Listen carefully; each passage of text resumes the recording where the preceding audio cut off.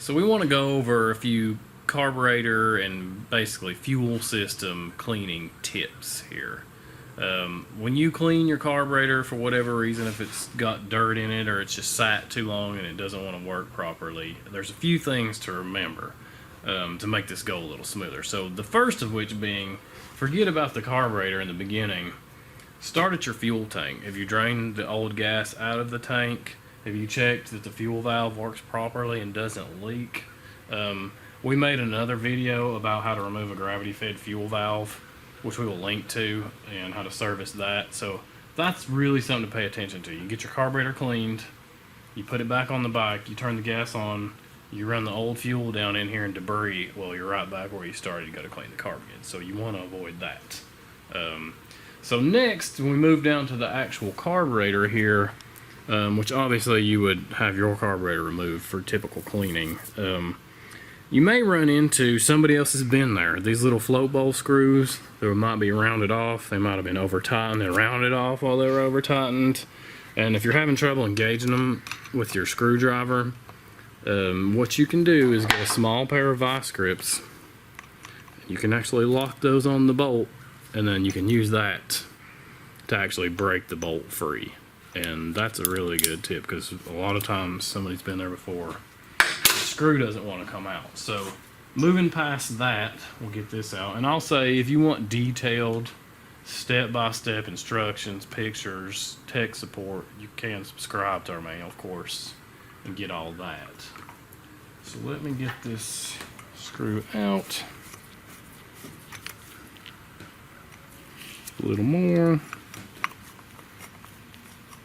Alright, so as we remove this, here's another big one. The float bowl O-ring. Whether you go with a complete set or carburetor rebuild kit, you want to make sure you have one of these on hand. Most of the time, once you break this seal or move these and you go back together, fuel will tend to seep out of here. So be prepared for that, just so you don't have that issue when you're going back together. If you do a carburetor rebuild kit or look up a parts diagram, it's a good idea to go ahead and replace all the O-rings involved in your carburetor. At least have them on hand, because a lot of times they're old, they don't want to be reused. Just having them ready saves a lot of time, so you can get back to your riding fun.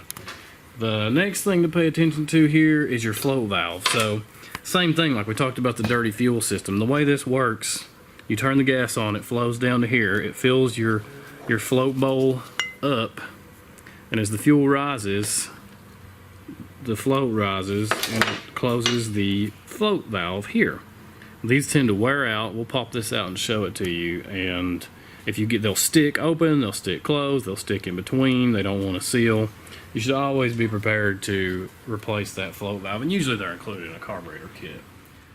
So now we're going to remove this float needle here. This is one of the major things you want to, if not plan on replacing it, at least give it a good inspection.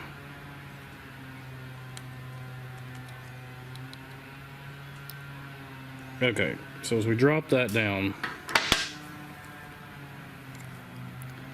you want to just visually inspect this. The rubber tip, if it has a step worn in it, it needs to be replaced. If it's got fuel around it that's turned into goo and it's sticking, you want to replace that, and you want to clean out the area it rides in.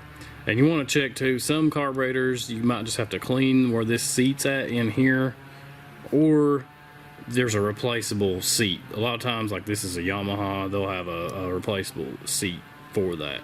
But regardless, you want to make sure, because this is the only thing stopping the gas once it fills up. And we'll take this off of here. So as this moves up and down, that float and the fuel level rises, that float cuts that fuel off. So if you haven't serviced your fuel valve and it's leaking and this thing starts to fail, that's when you can start to see issues like your crankcase is filling up with gas that can lead to just other problems. When you replace your float needle or put your carb back together, check your float height. This is a measurable number here on the float. You want to check that to make sure that's in spec, especially if you replace your float needle. And you can adjust that by this little metal tang here. You can bend that to raise or lower your fuel valve. On our website, you will find a free common manual, and it's got a lot of useful information, just basic stuff about carburetors, tuning, servicing, and that sort of thing. If we have a manual for your bike, you can find step-by-step instructions about removing the carburetor, going through every bit of it, and putting it back together, and all the specs, float height, all that good stuff. But this was just kind of going over some of the tricky spots that you'll run into you could run into on any carburetor cleaning job, and remembering the tips like the fuel, checking that first. That's the stuff that you really want to pay attention to.